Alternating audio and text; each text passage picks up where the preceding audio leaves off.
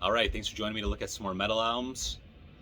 You might have seen that I changed my background a bit. I just kind of rearranged some posters. The only new thing really is that Freddie Misfits poster. I saw that at the record store when I was browsing around with my son yesterday, and I had to get it. I thought it was really cool.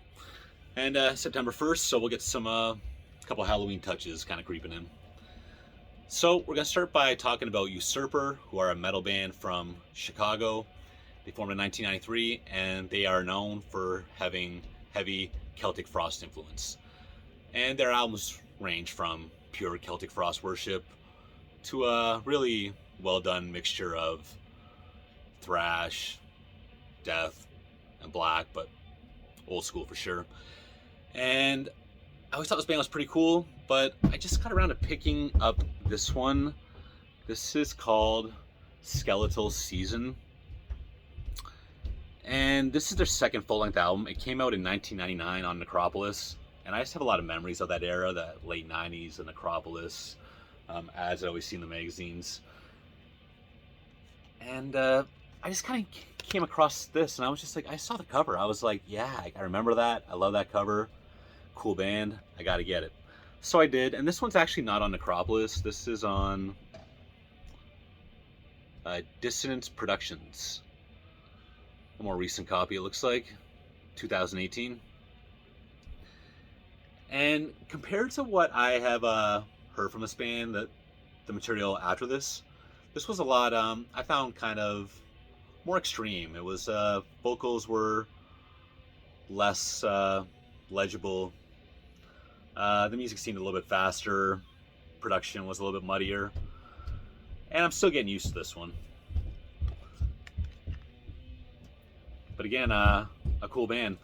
And what brought me back to Usurper was when I came across this at a used record store a couple months ago.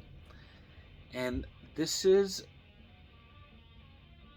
on, well, it came out on Necropolis in 1999, but it was later put out on Earache in 2002 because Usurper would actually go on to sign to Earache for a couple albums before they went away for a bit.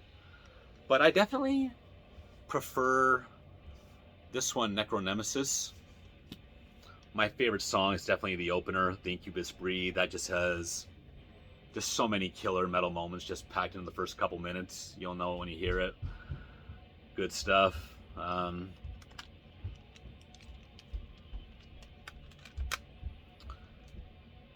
King Diamond is actually on the title track here, from what I gather. They had the same studio time booked, or King Diamond needed more time or whatever, and as a favor to the band, he did a guest appearance. I believe that's what happened there. And Usurper would go on to put out a couple more really cool albums, and then disappear for, I think, maybe like 15 years. But they came back a year or so ago with a new album. Sounded pretty good. Thinking about buying it. But Usurper, I definitely forgot about them for a while. Next up, we have Twilight of the Gods. This album's called Fire on the Mountain on Season of Mist in 2013.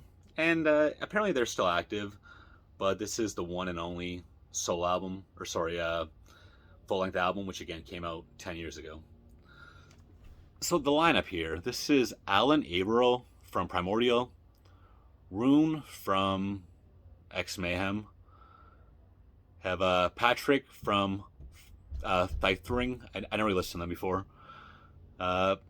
Fraud from Einhinger, the Norwegian Viking metal band, and Nick Barker from Cradle of Filth and a million other bands.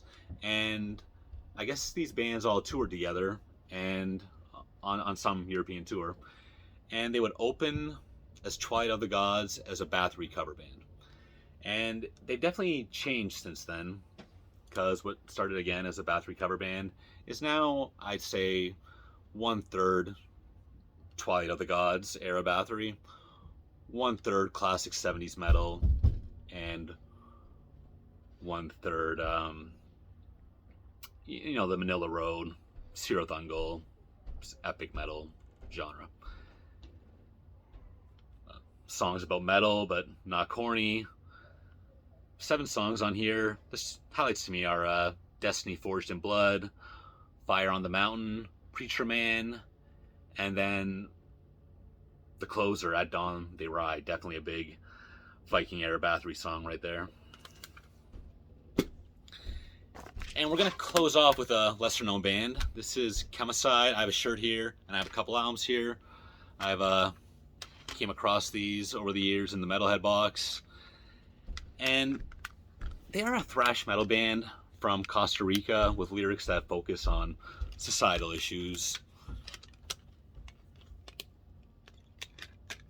This is Act of Retaliation.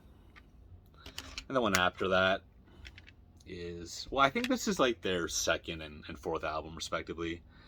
And this is Inequality. Not really the kind of thing I reach for often. I'm not a big thrash guy.